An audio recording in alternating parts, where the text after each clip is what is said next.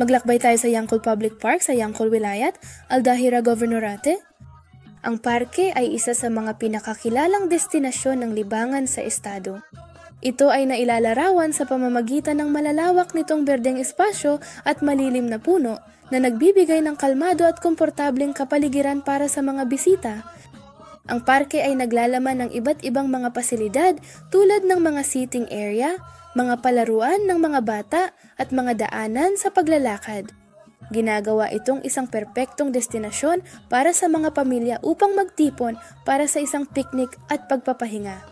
Para mas makilala ang guro, mangyaring iskan ang QR code at mag-enjoy sa kakaibang karanasan kasama si Kashti.